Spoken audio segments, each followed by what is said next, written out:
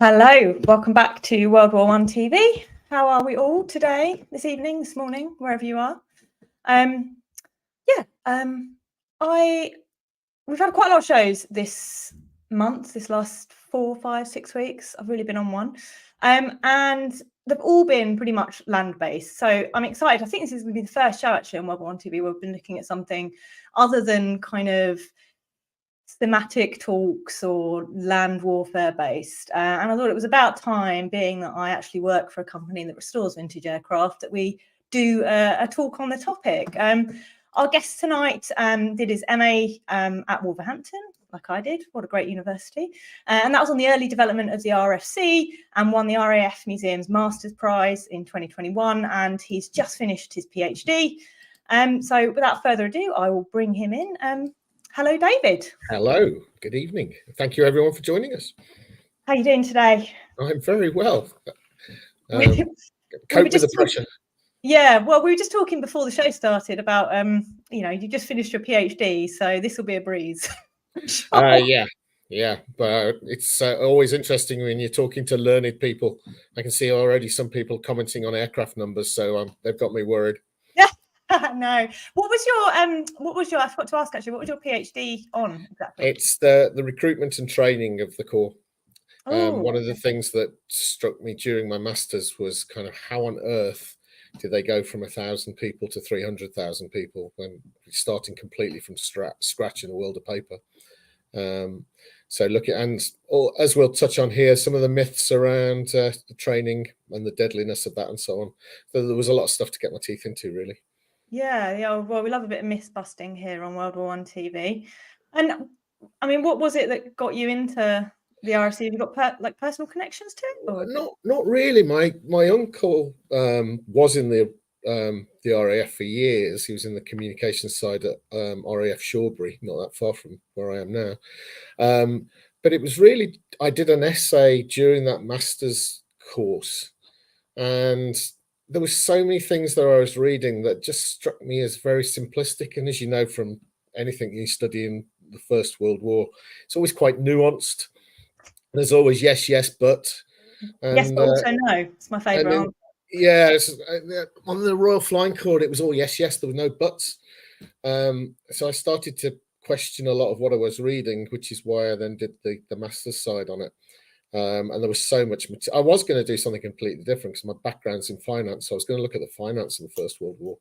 But fortunately, I saw the light and decided to continue with the Flying Corps. I mean, tricky one to make. Otherwise, I'm putting your audience to sleep tonight. That's for sure. Oh well, look, I'm going to hand over to you. I'll pop your slides up, and we'll as I said, we get your questions in as we go, guys, and when there's a pause, we'll pick up with David. But over to you, my friend. Thank you very much. I'll keep talking fast so no one can butt in.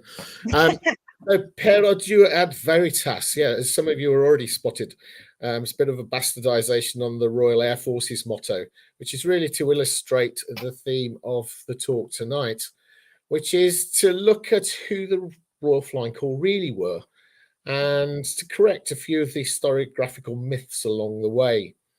So to do this, I've picked 5 common caricatures that you'd find in many of the books that you might come across in the First World War when it looks at the war in the air.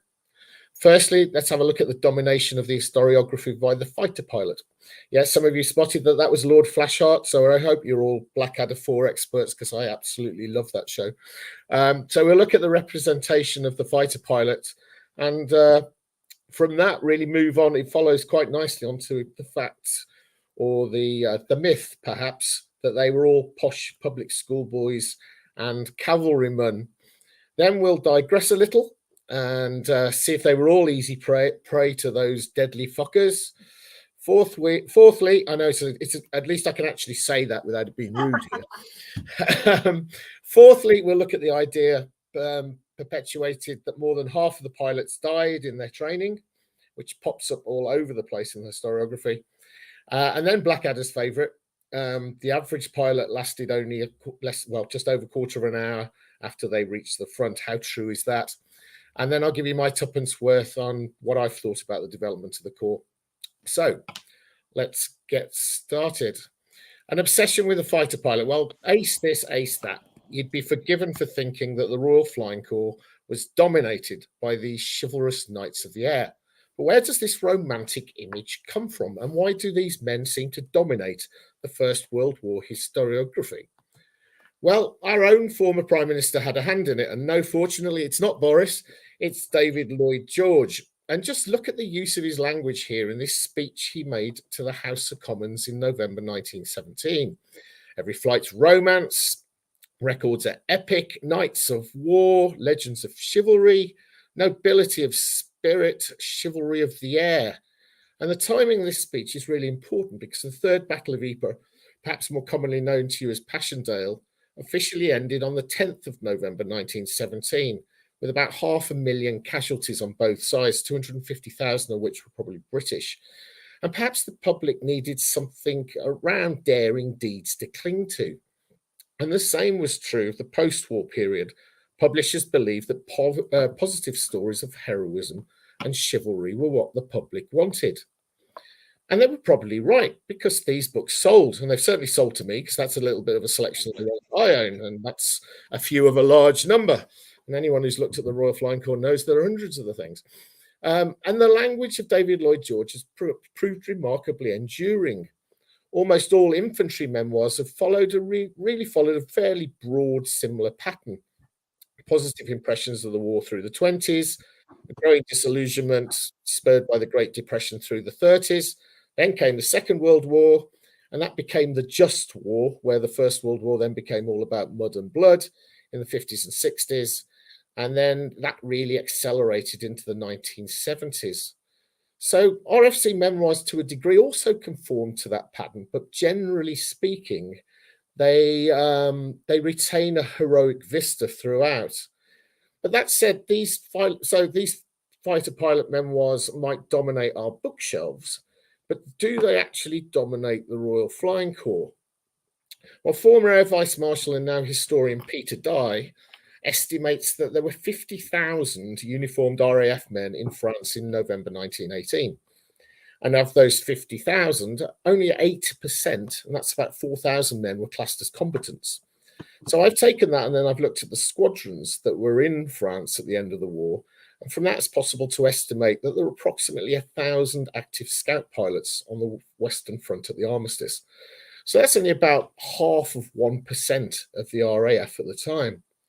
So other pilots and observers, well, they made up about 10% of the Corps, including, in my opinion, the most important pilots who flew the artillery sorties, plus, of course, the men on the ground, who always made up around 85 to 90% of the Corps. I see somebody like Snoopy, who's their favourite pilot, and he's not appearing tonight. I do apologise. That's my favourite pilot. There you go. I couldn't talk about flying kennels. Anyway, so the historiography of the First World War is indeed dominated by the very few when it comes to the Royal Flying Corps. But were they all posh public school boys? Well, let's have a look. And here you see just two examples from many I could have chosen from the historiography that always allude to pilots of the Royal Flying Corps as some sort of Edwardian hoorah Henry. And such comments really only hold any weight at all if you look at the beginning of the war. The majority of the men in 1914 were indeed former public school boys. But of the 101 officers who headed for France with the first wave of the Royal Flying Corps, 89 were former army officers who transferred to the Corps. So they hadn't gone straight from university, though they were former public school boys. So why do authors frequently allude to the Royal Flying Corps coming from public schools as though they're somehow different from the other services, when actually all the services pursued men from this background for their officer class? And as for Bujac, well, his claim is frankly bollocks. Because of the same 101 officers, only 7 were former cavalrymen or had any connection whatsoever with a cavalry unit. Sorry, David, just to interrupt you, because that's one, obviously, cavalry. I'm there immediately. And then that's quite a big one, isn't it? We even had a question already come up in the chat about cavalrymen being recruited for Royal Flying Corps and what the reason was. But it's just, are you saying that just really wasn't a big thing at all? It really wasn't the case at all. There were very few transfers of cavalry, and I mean the connection's obvious because cavalry used to do the reconnaissance. Reconnaissance got taken over by the aeroplane, but it was artillerymen who were most valuable for becoming observers because they really knew what they were looking for when it came to communicating with the guns. So different type of reconnaissance as well, to be fair. Like, I mean, used alongside each other a lot of times. They were. I do think the mechanical one replaced the leg-driven one relatively swiftly, but absolutely they did work. They did work together, and there is a connection when it came to the recruitment of the Corps. That almost always the recruiting officer would ask if they could ride. And a lot of the historiography basically takes the piss out of this because it says, well, what on earth is the connection between riding and a horse and an aeroplane? Well, of course, in those days, the car even was relatively new. So people who drove, sailed, or could control an inanimate object like a horse, which is something I sure as hell can't do, were valuable because they didn't panic. They could move at speed. They were aware of the concept of good hands in terms of controlling the animal or the vehicle. So there was some sort of parallel there between the two. Yeah, but in terms of cavalrymen, no. I always thought, well, so I guess it's maybe not cavalrymen, but maybe, as you say, like riders. Then there is a bit of a line that you could draw there. And certainly when they look for pilots, they often ask the question regarding riding. Yeah, and that continued coordination. From what I've seen, that continued through into the 30s even. Yeah, I should give it a go then. Maybe I'd make a really good pilot. Who knows? Well, in that sense, I've got no hope. Sorry, right, over to you. No, that's fine. That's fine. So let's take a look at these public schools. So that got me thinking: is it possible to calculate how significant these public school boys were to the Royal Flying Corps, and was it possible to look at their backgrounds and get a view on their social class? And finally, if the caricature of the RFC man as a posh former cavalryman was wrong, what does constitute the typical RFC man? And how significant were the public schools, full stop, for the First World War?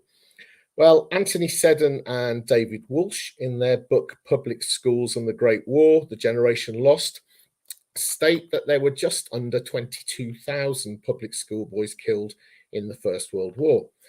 21,946, as to be precise, as you can see here. And I've gone through lots of rolls of honour for public schools and looked at the backgrounds of about 7,000 of these men to trace which regiments they joined. And I found that about 6% of them joined or spent some of their First World War career in the Flying Corps. So with my almost awesome training in my former life as an accountant, I took that 6%, applied it to Seddon and Walsh's total, then extrapolated it across known officer and cadet losses, and bang, came to the conclusion it would be a fair assumption that about 20% of the total Flying Corps losses were ex-public school boys. So 20%, it's material, but it's certainly not a majority. And that kind of stacks up with some archival evidence. By October 1916, the Royal Flying Corps were reporting that, and I quote, public schools have been pretty thoroughly exploited as regards suitable pilots. In short, there were very few of them left for any of the services to recruit. And a file that details public schoolboy intakes in 1917 shows that only 50 of 2,500 new pilots were ex-public schoolboys. And in the first quarter of 1918, only 15 were actually ex-public schoolboys. So if we look at social class, I'm grateful to Dr. Tom Thorpe for this. He shared this classification of occupations with me that he pulled together from census materials, and he'd used it for other research and saved me a shed load of time. So I've stolen this and used it for all of my research. And when applied to a sample of pilots across the war years, it produces quite an interesting picture, which lining up my column seems to have escaped me there, but never mind. as you can see, pilots late in the war were far less likely to come from the, if you remember on that former slide, if you look in the first class, living on own means, landowners, military officers, so it's your hoity-toity upper class background. And as you can see, in 1918, they're far less likely to come from the aristocracy, from the military, theological backgrounds, much more likely to be teachers, farmers, salesmen, grocers, tailors, and clerks. And as a consequence, a quarter of the men now came from social class 2, and going on for 30% came from social class 3, which is where your grocers and your tailors kind of come from. And unheard of in 1914, some men training to be pilots were now from practical mechanical backgrounds, maybe fitters, metal workers, mechanics, but even gardeners and unskilled labourers have rocked up in recruitment materials that I have for 1918. So to help answer the question about which year is more typical, it would kind of help to know, well, how many men were actually recruited, or how many officers graduated, as it were, in each of the years. So here we're looking at the number of officers recruited and the pilot output across the war. And you can see there's only 94 officers recruited in 1914, which really shows just how small the corps was. 11,000 between 1916 and the end of 1917, but nearly 16,000 in the 11 months of 1918. And it's a similar story on pilot numbers: 200 a month mid-1916, 1,100 in 1918, 900 of them in Britain, 136 in Egypt, and the balance in Canada. So what year is typical? Well, I'll let everyone decide for themselves, but I'd suggest that the simple caricature of the RFC man as some sort of aristocratic fox hunter is rather simplistic and unrepresentative. And let's leave this topic by noting what the RFC had or the RAF had they become by this point, had to say themselves in 1918, because I think this is quite interesting. A boy educated at a public school may well be educated from a character point of view, but this is sometimes attained at the expense of their education of the mind. And this is very contrary to what you saw before the war. Public schools basically didn't see it as their job to educate people from an information point of view. They saw it as their job to create character. What the RAF are now saying is, well, that's all well and good. Character's great, but we actually need them to be quite bright of the mind too.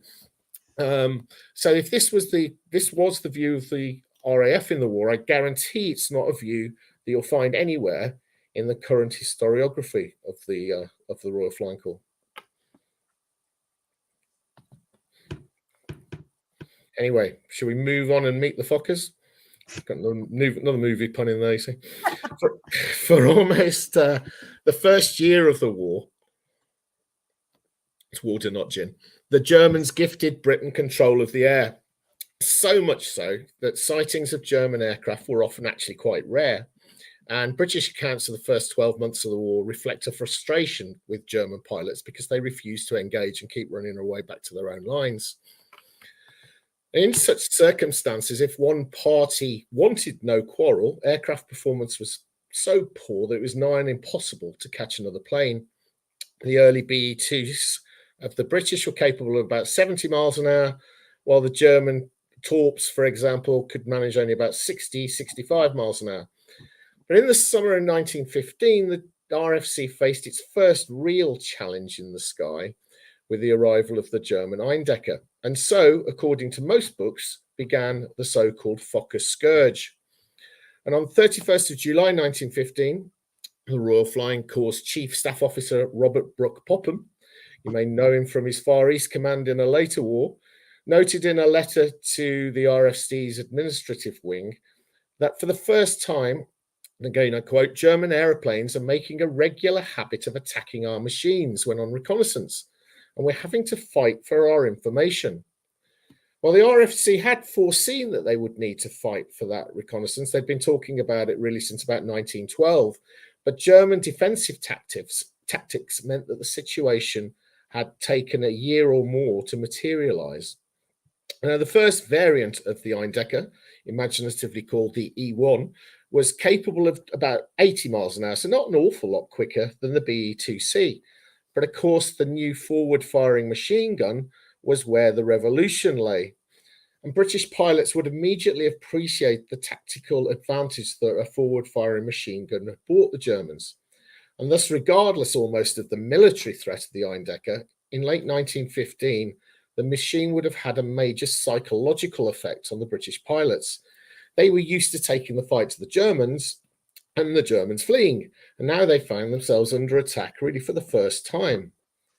And in his diary entry from the 20th of September 1915, Second Lieutenant Rice recorded graphically how his gun jammed while he was pursuing a German aircraft, and then alarm when he realised that he and his pilot, Lieutenant Medlicott, had an Eindecker chasing them. Rice stated that Medlicott, putting in some clever piloting, banking to the left and the right rapidly, just managed to keep clear of the Fokker's stream of lead. Medlicott saved the day. You see, Rice was from a public school. He spoke nicely. But the unease in Rice's recollection in the account in this diary is actually palpable. But despite much historiography, I don't believe, as historian Harold Porter's claim, that the Eindecker gave Germany a long and devastating superiority in the air. For a start, the reality was that initial numbers of the Eindecker were tiny. There were only 11 on the Western Front in July 1915, and there were only 40 of them by year end. Secondly, the E1 and its second variant, yeah, you guessed it, the E2, were actually very poor aeroplanes. They were hastily constructed, they were crude and challenging to fly, and they suffered a series of accidents both in training and on patrols in August and September 1915, and were actually grounded for a short period of time. And thirdly, German tactics themselves also helped minimize the threat to pilots, to British pilots, of course, that is. Fear of losing their technical advantage led Eindecker pilots to restrict themselves to just one attacking pass, after which, if unsuccessful, they'd turn and head back to their lines or until they were unseen again. And in fact, the British Military Aeronautics Directorate expressed their surprise when finally, having captured a machine intact, they could confirm it was capable of what they called mediocre performance. So was it really a scourge? Well, before the Eindecker arrived on the scene, the Royal Flying Corps had lost 15 machines in combat in the first half of 1915. After it appeared, the Royal Flying Corps lost 37. Historians have been quick to link this as an effective Eindecker campaign, but in the detail, the context is that only half of those aircraft were actually lost to Fokkers. And actually, only when the E3 arrived at the beginning of 1916 did the Eindecker begin to pose a more significant risk. But that variant was actually not mechanically very different from the E2. So what actually changed that gave the Germans advantage was actually a tactical change. Because they could now produce them in sufficient numbers, they started to form small specialist fighter units, which created much more of a problem for our relatively poorly armed reconnaissance and artillery observation aircraft. But do such numbers constitute a scourge?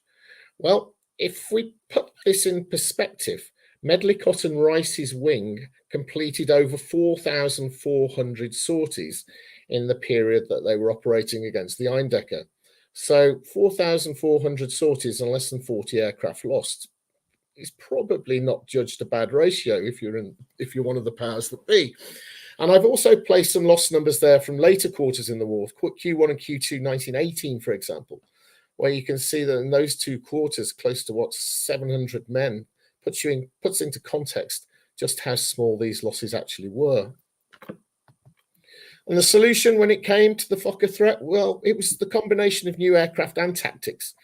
In early 1916, and I confess, I think these are probably some of the scariest aircraft it can have been to fly, because you've got the nacelle at the front, a few strings, well, what looks like a few strings and some bamboo canes, and then the back end of the aircraft. It's utterly terrifying to look at. But the FB5, for example, which is the one in the top left-hand corner, was nicknamed the gun bus, and the new FE2B down in the bottom right were being produced in sufficient numbers. And you can see the little Lewis gun sticking out at the front of that, which actually swiveled all the way around, so gave a very good field of fire. And these were sent out on patrol with the reconnaissance artillery and artillery observation missions. And really provided the protection that they needed, and certainly nullified a lot of the Eindecker threat. But what the Eindecker did do was to kick off a British technological scramble for a gear of their own. And interestingly, what I found in my research for my master's was things could have been very different. The British Edwards brothers had developed and patented a very similar gear to the one the Germans had in the early 1914. Now, the exact details of what happened are subject to some debate in the historiography, but what is clear, because I've seen the file, is that it was demonstrated to the War Office in April 1914, and no further action was taken then or after the war's outbreak. And I don't think it was for any other reason than they simply forgot that they'd even seen such a device. The one they ended up inventing in the summer of 1916, which was then used by the British, is very similar in design to this early one. So it can only be that they completely forgot that they'd had that on their table. So what might have been, shall we say, what was a mad aircraft who'd be an observer in the FE2B? I completely agree with Stuart. Yeah. I mean, I look at all of these and I just think, somebody had mentioned a comment earlier that, you'd been something about sort of being insane to go up in some of these. And I'm not sure sanity was really, I mean, you've got to be just looking at this it's just a level of bravery there. I mean, a lot of these machines, especially with this vast leaping technology, it blows my mind slightly. And from an age where most people would have never even seen an aircraft. Yeah, but if you didn't live near the airfields of the southeast, you probably would never have come across one. Yeah, and so just talking about the kind of the Fokker myth, as it were. What do you think is the root of that? Then do you think it was just the sort of the writings from that psychological kind of effect early on, and that's just kind of been one of those things that stuck, or? Yeah, I do. I think there was certainly more of a physical threat because obviously they were being chased for the first time, and the psychological impact of the Germans having better technology than them, probably for the first time that they'd seen, with a change in German tactics where they were now actively being attacked, would have felt very different. But I think probably from a historian's point of view, nothing very exciting had happened with regard to fighting in the air before. So having an exciting new German aircraft that was now downing British machines, I think it just created sort of a story which has then been hyped over time, which has given rise to whole books on the Fokker Scourge, for example, when you look in the detail, it's a bit overplayed. Just a comment here from Benjamin about the learning curve, because this is something that's come up in every single talk that we've done, and I use the term learning curve as a kind of catch-all for all theories around learning in the First World War before somebody says it's not a curve.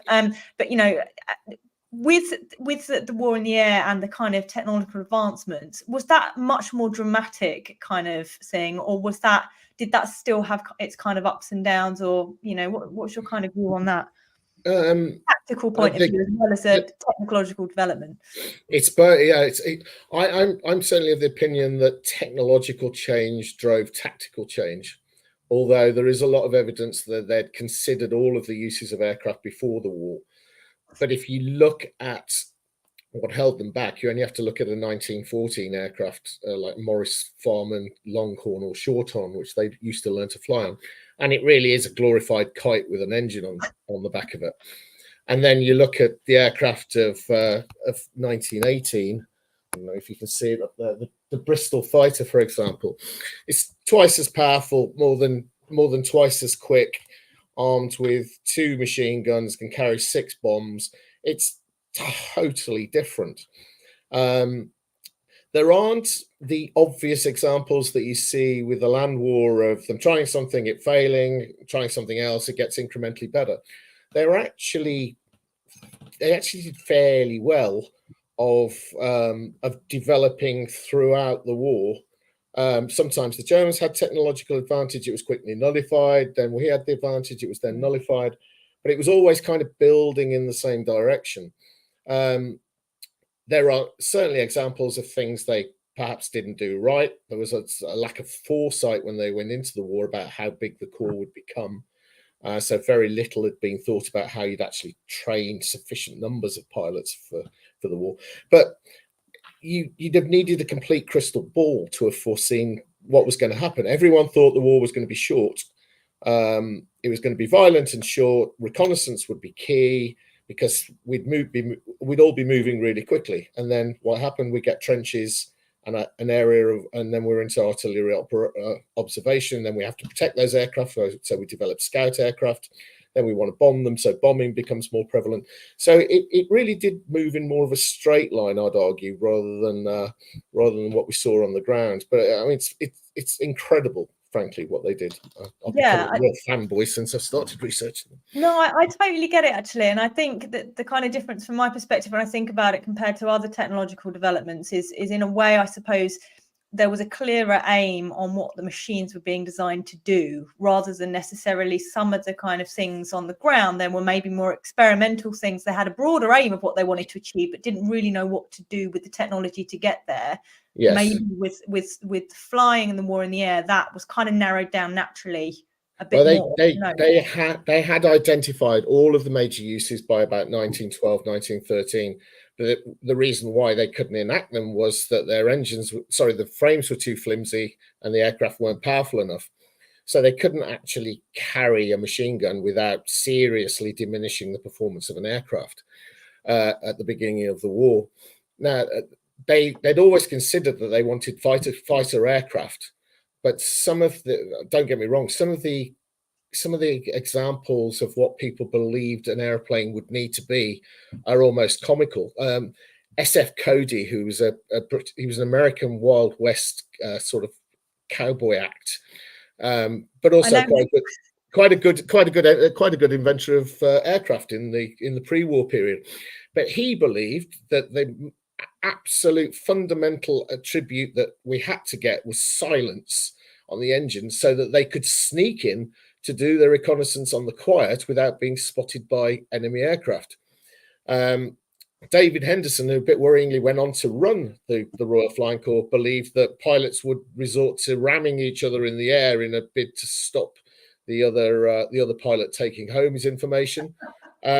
General Grierson, who famously beat Haig in one of the cavalry exercises before the war, he believed that wireless would be unnecessary because by then airplanes would fly so fast that they'd get the information back to base in such rapid time that they'd have no need for wireless. Somebody else thought that we should have an extra cockpit, be able to carry a third occupant. One of them believing that would be good because the pilot's bound to get tired and they could land and let the other one take over.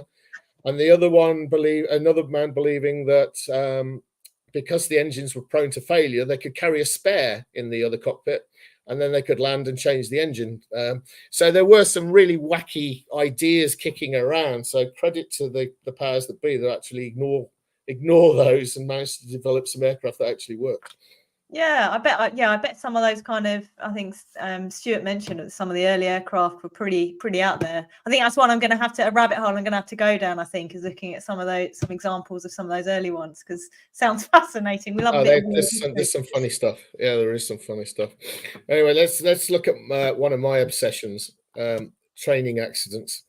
And here you'll see 3 quotes informing you that the proportion of men lost in training was more than half in the UK alone, in the case of Dennis Winter, in his book First of the Few in 1982.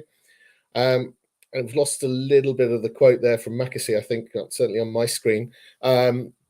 He claimed that 2/3 of pilots had been lost in training. And then on the right-hand side, you've got former pilot H.D. Davis, who claimed in a newspaper article that a life was lost for every 10 hours of training.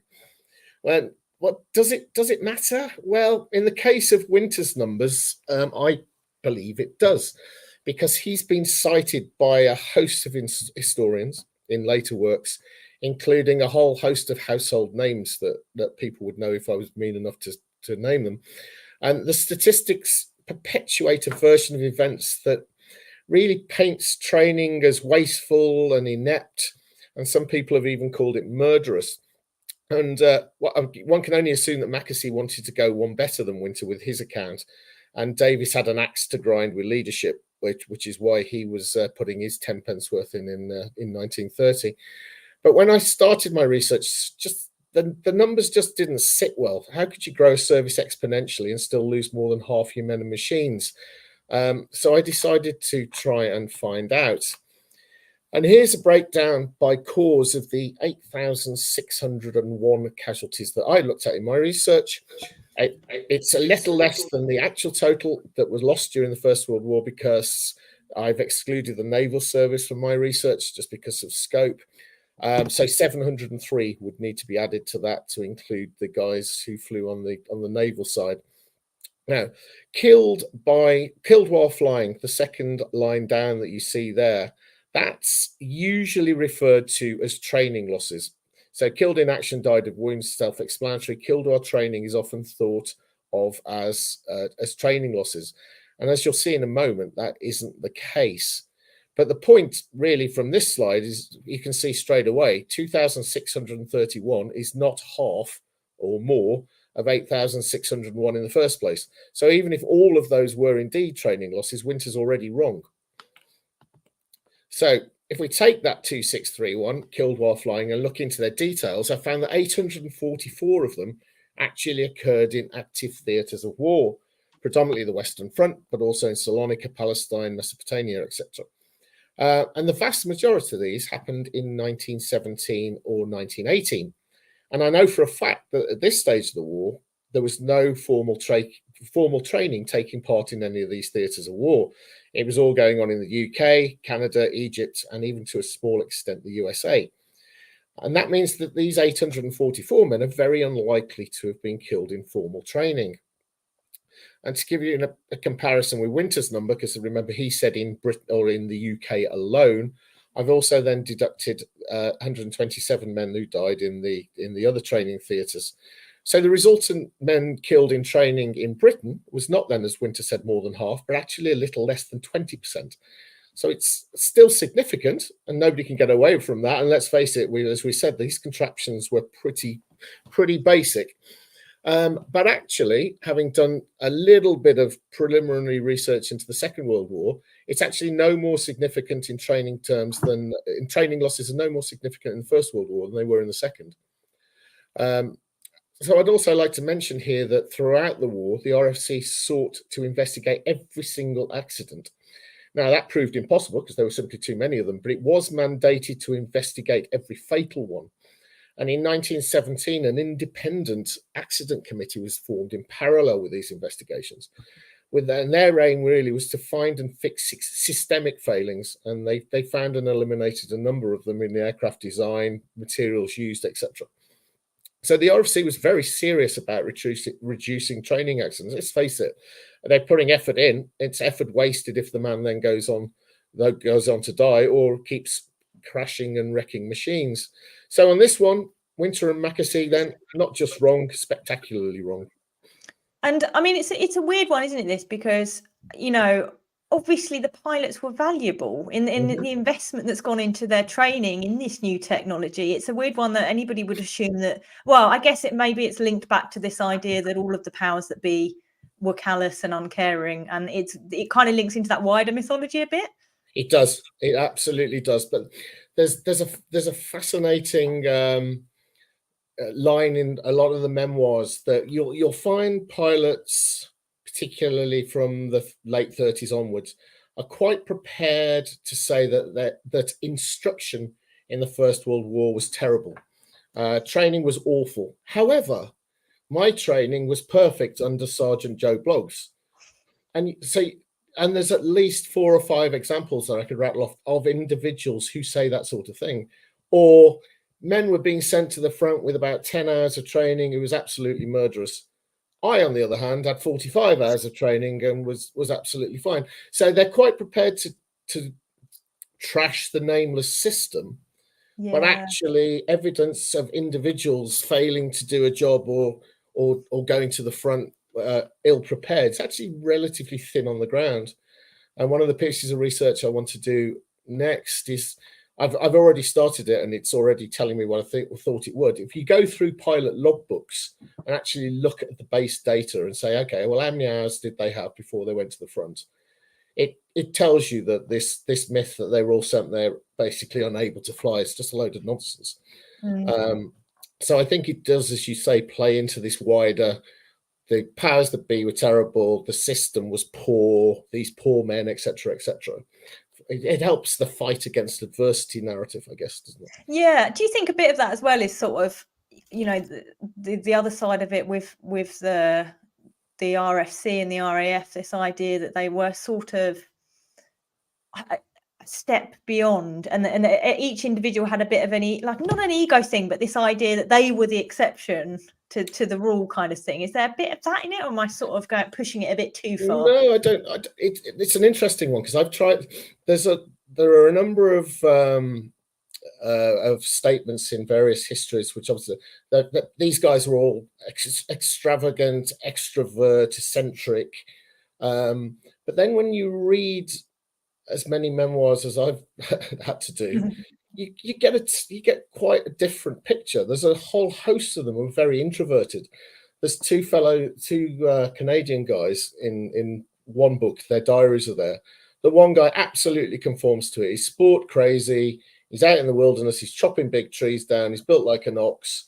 He can't wait to get stuck into the Germans. Completely out there, completely extrovert. The other guy is very, very religious, completely introverted, hates the idea of having to kill people, is a terrible flyer, but still goes on and does exactly the same job as the other guy. So they were very different. Now, the Corps did see themselves as different.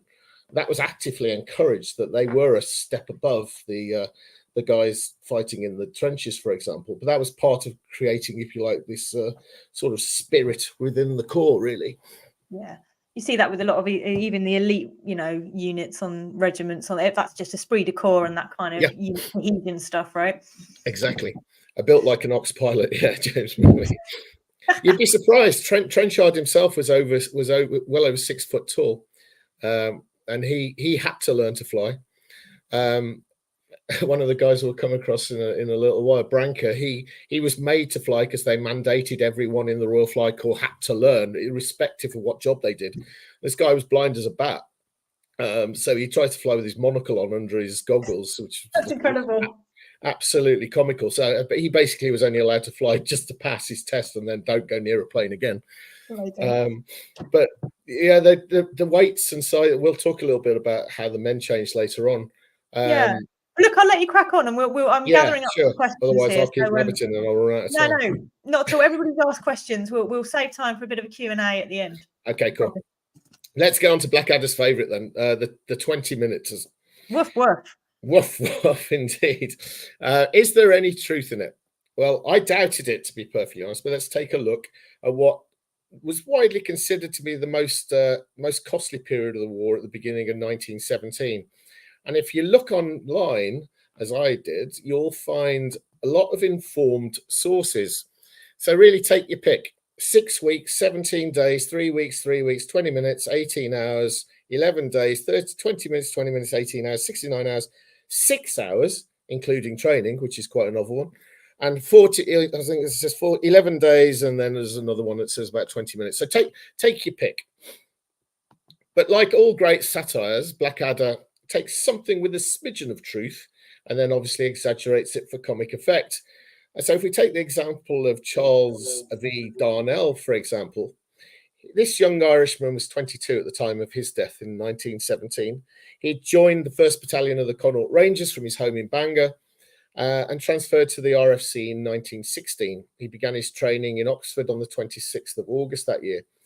In lectures, he would have learnt the practical aspects of engines, of frames, theory of flight, rigging, Morse code, and a host of other subjects before taking his examinations. Successful, and only if successful, would you then move on to start your flying training, which he did on the 28th of October 1916 at number 12 Reserve Squadron. That complete, on the 10th of January 1917, he moved to number 29 Reserve Squadron to take his higher flying training. Now, that would have been learning advanced skills, including some aerobatics, flying in formation, but also predominantly just spending some time in the aircraft that he was earmarked to fly in France. In his case, it was one of those contraptions, the FE-2B that you saw earlier, which is pictured here. So on the 14th of April 1917, 8 months after he started his training, Darnell joined number 25 Squadron in France. And just 11 days later, on the 25th of April at 9:35, 45 minutes into his patrol, he and his observer were seen to be shot down in flames. Now, 11 days isn't exactly 20 minutes, but it's not really much time at all. So was this really the reality in 1917? Well, the RFC themselves didn't think so at the time. They put together very detailed calculations to work how many men they would need at any point in the future. And their planning estimates are, as you can see here. Now, note, this doesn't mean that after 2.5 months, they expected all their single-seat fighter crew to be dead. This means that they would rotate off the front line after that period of time. If you like, it was seen as a maximum that the guys would be able to take. And they also planned to lose 27% of cadets during training. And again, this isn't through death, but simply because they didn't expect that those men would reach the grade. And it's hardly a sign of a system that's pushing through unsuitable men if it's planning to lose a quarter of them every time it pushes them in. So I'd like to challenge the idea often expressed that there was some sort of culture of callousness with regard to pilot lives rather than pirate lives. The archives tell the story of an organization desperately learning on the fly, pardon the pun, trying to capture best practice and reforming training endlessly to reduce casualties.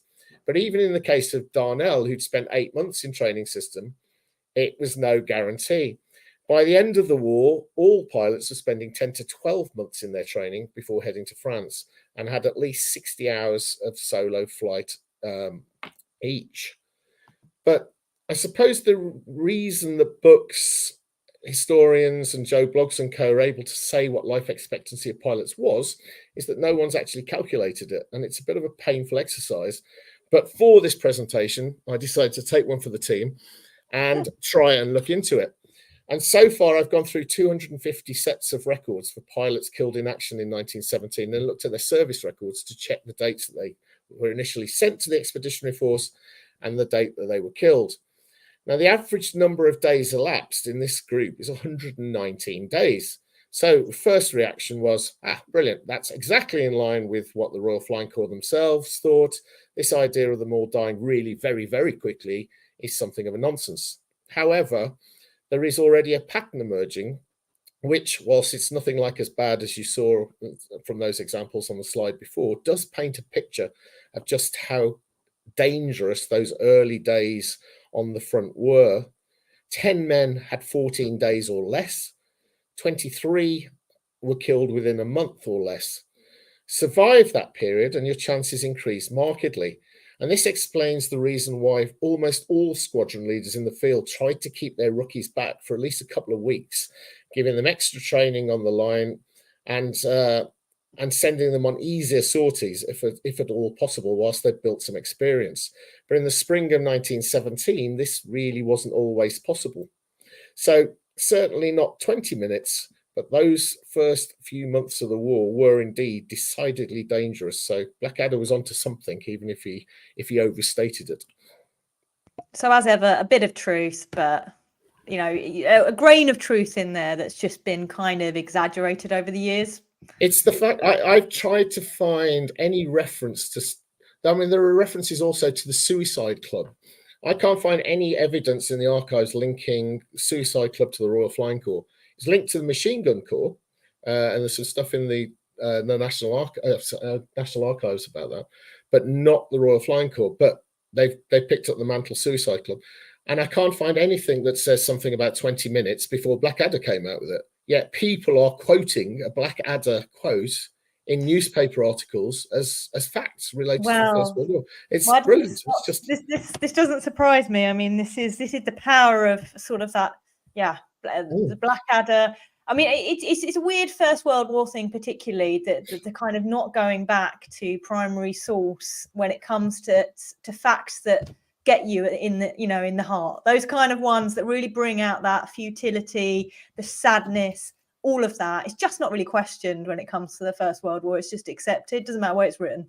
And it teaches you, as I know you're doing, and I'm planning to do, if you come to write a book, you take that quote from Winter that everyone has just quoted ever since. So although people may not want to quote Winter, they quote somebody else who's quoted Winter. And you end on with this line of people quoting people, but ultimately all quoting something that's absolute nonsense. So it is, I mean, it's obviously impossible to go back and check every fact that you ever want to quote, but it does show you sometimes it's a little dangerous to rely on them. Yeah, I mean, if I always try and go back to the original source to qualify. I get the fear otherwise myself. Yeah, I mean, yeah. but it's been said in the comments as well so far. I mean, you're kind of obviously your background in numbers is shining through in your research, David. I mean, it's phenomenal. You can take the man, because you can take the accountancy out of the man, but you can't take the man away from accountancy, probably, something like that. Love it. Is that like carry on? Please do. Okay, well, I've said a lot of stuff about what's not true. So let's finish with a few facts and opinions of my own around the Flying Corps. And let's start with a few words on the 90% of the RAF, the unsung men on the ground. 1,000 of them in 1914, more than 270,000 at the end of the war. And when war was declared, there was no recruitment or training system at all. So with no official War Office guidance, the RFC took matters into their own hands, opened their own recruitment office in the West End of London, and set their own pay rates at pretty much the highest rate they thought they could get away with, so as they could try and tempt the best tradesmen into the Corps. And a huge amount of credit has to go to a man that you probably never heard of before tonight, called Sefton Branca.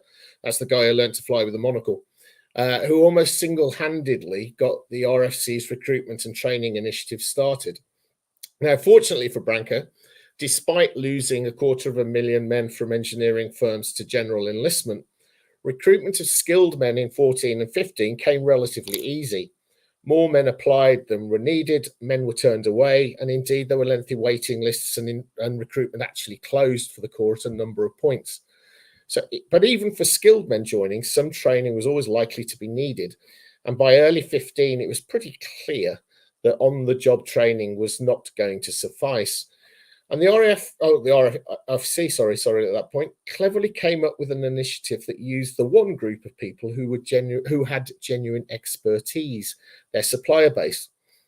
And the RFC then used about 60 firms in a scheme to train their fitters and riggers, and also outsourced their photography training, camera repair, and used Marconi and other wireless colleges to teach their men Morse. And while this was going on, it was clear that a larger system would be required in the future. So they began building their own in-house system, which became the School of Technical Training at Coley Park in Reading. And when that opened in July 1916, by October, so only a few months after opening in July, throughput was already 1,000 men for every 8-week course. But by the end of 1916, as you've probably heard if you listened to other presentations on the First World War, and certainly by mid-1917, the labour dynamic in Britain had changed and really reached crisis point. Losses from the Somme campaign, plus Haig's desire for extra men for his land forces, an expanded munitions industry, they were all short of labour and competition was intense. And unfortunately, at this particular time, July 1917, the RFC, which had already expanded from 7 to 30 squadrons, from 30 to 60, 60 to 100, was requested to double in size again to 200 service squadrons. Now, this had a corresponding exponential effect on the number of training squadrons, aircraft parks, stores, depots, workshops, you name it. So they needed some pretty radical solutions. So how on earth do you find sufficient men? Well, I picked out three ways, really. The first, the force had always been a predominantly southeast of England force. They had always actively recruited from London and the southeast. But in late 1917 and 1918, they were forced to source much more widely for their men through a number of different initiatives. And to name just three of those, in Canada, there was a very large initiative beginning in April 1917 to turn out both pilots and mechanics. At its peak, the Canadians were providing something like a quarter of pilots at one stage of the war before dropping to around 15-20% towards the end. and they also turned out about 8,000 mechanics.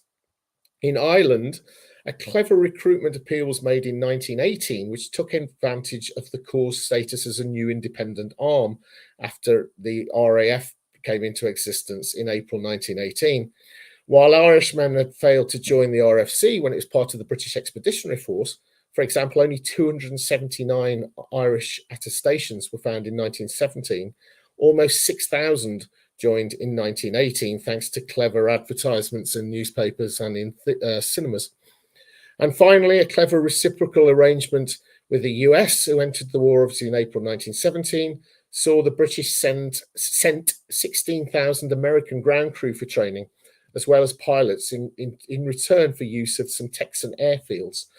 Now, these men were then used by the RFC and helped fill a number of gaps that they had within, within our own ranks. Age and stature. Well, in 1914, 70% of the men who joined the RFC were in that target range of 20 to 30, which was kind of seen as optimal. By 1918, that's 22%.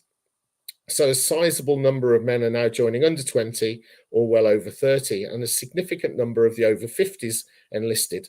The oldest I found was a Shrewsbury man called Thomas Cox, who joined in 1918, aged 62. Yeah, indeed. So there's hope for me yet.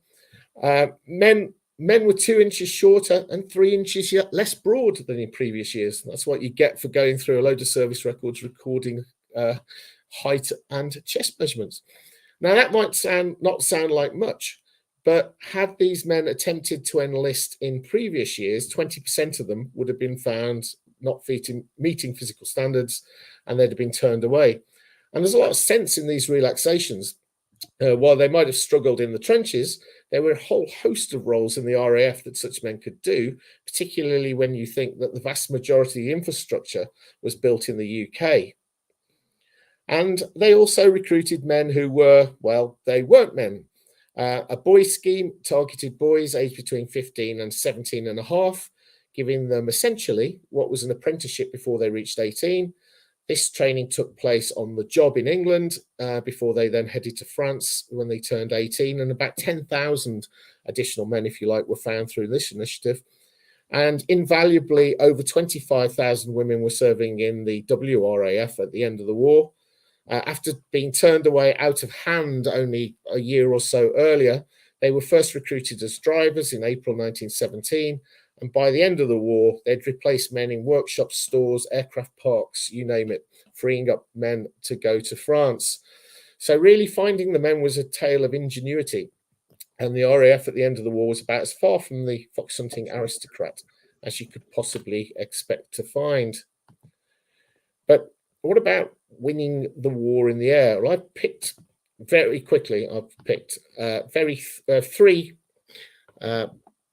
three particular themes here. So outproducing the Germans, despite the labour challenges of 1917, aided by the number of women that were now working in the British aircraft industry, we were significantly outproducing the Germans. Q1 1917, we produced about 2,000 frames. Q4 1917, it was well over 5,000 airframes. Now, the supply situation was such that John Salmond, who is now in charge of the RAF in 1918, he could afford to lose as many aircraft in a month as his predecessor Hugh Trenchard had available in a year, just 12 months before. Such was the expansion of supply. And we also outtrained the Germans. We had one school, the Central Flying School, in 1914. We had over 70 at the end of the war, a myriad of specialisms being trained. And of course, we had manpower from the Dominions. And now with the USA joining, it just meant that Germany simply couldn't compete either for aircraft or manpower numbers. And there are a host of operational successes one could point to across the years. But really, I think the RFC were very lucky with their leadership. Trenchard was universally respected across the Corps. He worked very well with Haig. In Britain, they had an exceptional group of administrators led by Salmond initially, with his staff officer Guy Livingston, Elio Charlton, and the monocle man, Mr. Branca. And in a world before computers, the task fell to these men to help find the men for Trenchard. And there are lots of examples of feedback loops. We talked a little bit about learning curve, about how on earth they did this. Trenchard gave all squadrons an extra aircraft early in the war that they could practice modifications on. And then if anyone found a really good idea, they'd share it with other squadrons. Later, that became wing commanders having to send in a summary of innovations, successes and failures every month that could then be shared with other squadrons. And they produced a vast amount of training materials, some of which you can see here, that they were supposed to learn from. That one, that's aerial bombing in 1918. It's ridiculous. It's like 500 pages. So they produce a lot. Who actually read it is another matter, probably. But that's certainly how they went about trying to do it. So in conclusion, the deeper I've looked at them, the more respect I have for what they managed to achieve, frankly. It was, on one hand, ingenuity, on the other hand, pragmatism. And they got there and helped win the war in the air. Oh, amazing. Thank you so much, David. This has been, I mean, we've got a bunch of questions, so I'm going to save my waffle and just crack on, because I don't want to, you've been giving us an hour and I want to kind of get through as many of these as possible. I've got to start with one, which is a lot of talk in the sidebar about it, and it's about parachutes. Yeah, so could you address the myth that RFC, RAF pilots were not allowed parachutes? It's not a myth. We didn't use parachutes.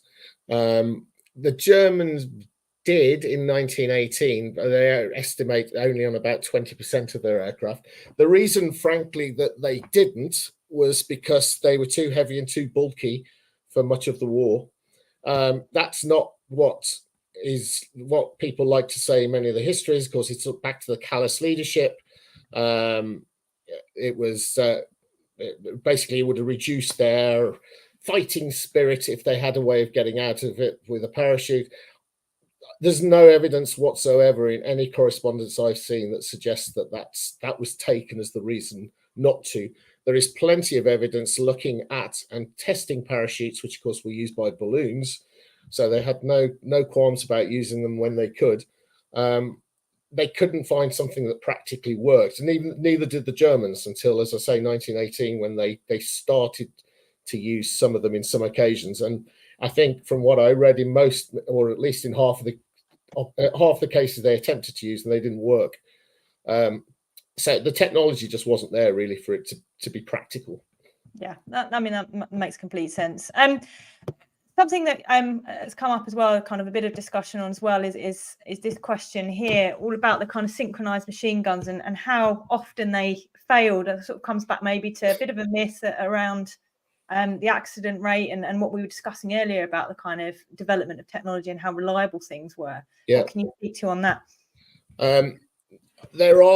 I've come across some examples, but they are very, very rare. I can only think of a couple that I saw and I have been sad enough to go through every single fatal accident report. Diligent, not sad. Oh, sorry, diligent. Yes. Okay, no, I think sad's much better. There are a couple of examples, but surprisingly few. I mean, even without a synchronization unit on the plane, it takes a fair while for the bullets to actually hit it. It's surprising, but you look at some tests. I mean, they will eventually without them. The French solved the problem to start with by putting steel plates on the propellers, which deflector plates, I think they called them. That worked, but they were obviously bloody heavy, so they slowed down the performance of the plane. But they used deflector plates and fired through a propeller with those on, so you'd get the occasional bullets ricocheting off the plates, which must have been a bit disconcerting. But no, I haven't found much evidence that they failed very often. It certainly wasn't considered to be it wasn't a consideration amongst the pilots. Interesting. And I've got to ask this, because dear old James, is one of our regular team players here on World War One TV, and he's been this whole talk just fascinated by this idea of, was there a weight kind of allowance for the pilots initially? And because you sometimes you're saying it matters, sometimes we're saying it's not. Yeah, it doesn't. That's fair. No, weight wasn't there in the recruitment materials. However, you have to look at the average height of these guys. We're only talking 100 years or so ago, but it was about 5'3". The average chest size is 32, 33 inches. That's a little bit less than my waist. Yeah. And that's their chest. So these guys weren't heavy. There is a very funny example, which is actually in an RFC correspondence file of Trenchard suggesting that air mechanic Sid Smith is trained as a pilot, and it reads as a very very straight request. And I thought, well, that's a bit odd. I've never seen that come up before. Is it some sort of patronage? I'm going to look into this guy. And he was 6'3". He was a solicitor who just joined the Corps as an air mechanic, and he was 210 pounds. So I think that Trenchard was basically taking the piss and had put forward the proposal that this guy actually learned to fly when there was just no chance that they were going to take someone like that into. So there wasn't a formal restriction, but I think they relied on basically height and weight of the time. These guys weren't as big as we are today. Yeah, I think that makes sense as well. Thank you.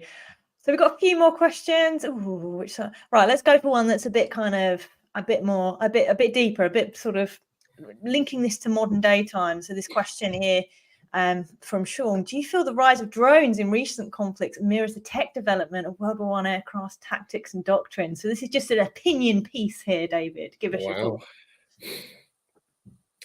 I mean, yeah, right. In respect that things don't stand still, yes.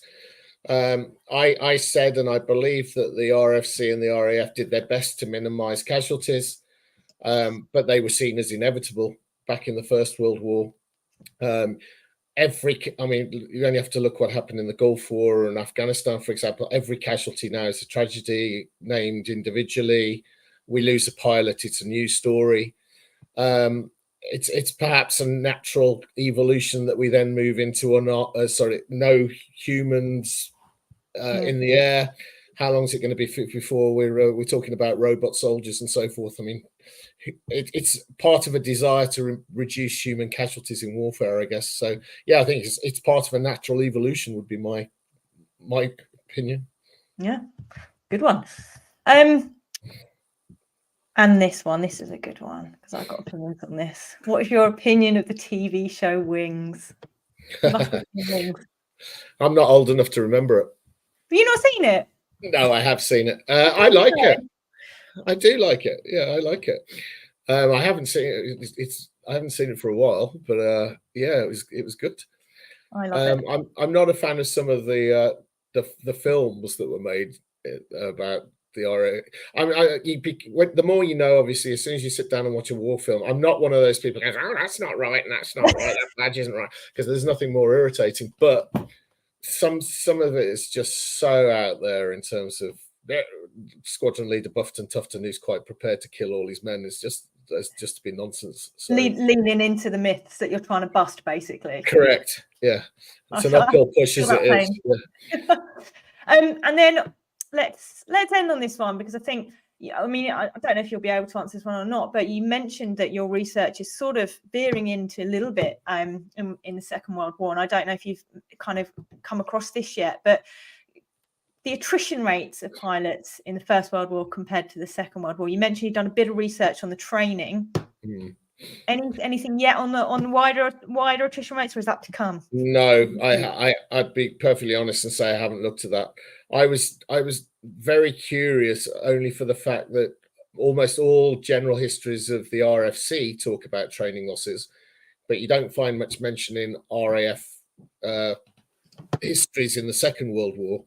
And I just wondered if that was because the percentage lost was just of no relation to the First World War. But I was quite surprised when I found out they were relatively similar. But no, I'll be honest, I haven't looked at casualties overall.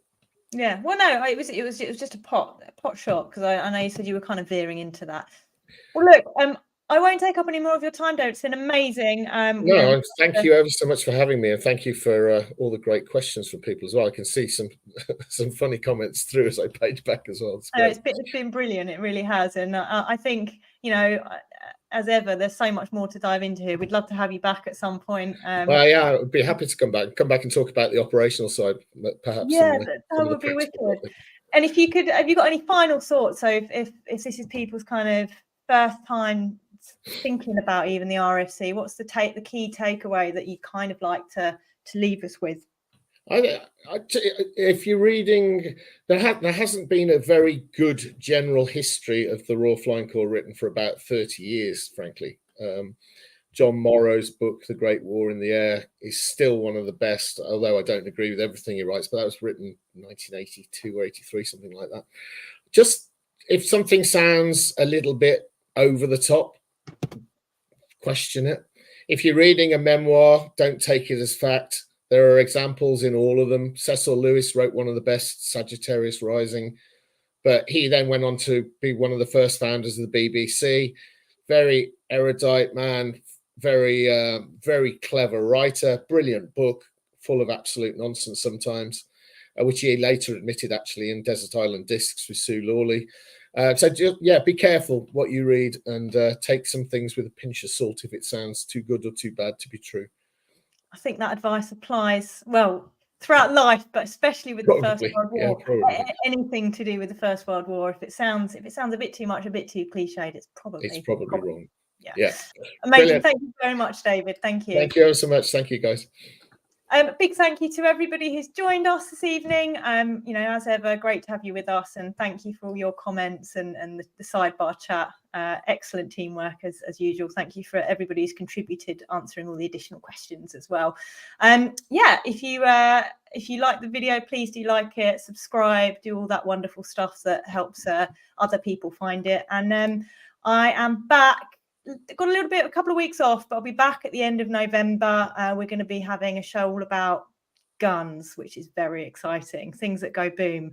Keep an eye on the page and set your notifications up so you don't miss anything. And I'm signing off for a little while, so I'll see you guys all again very soon. Thank you.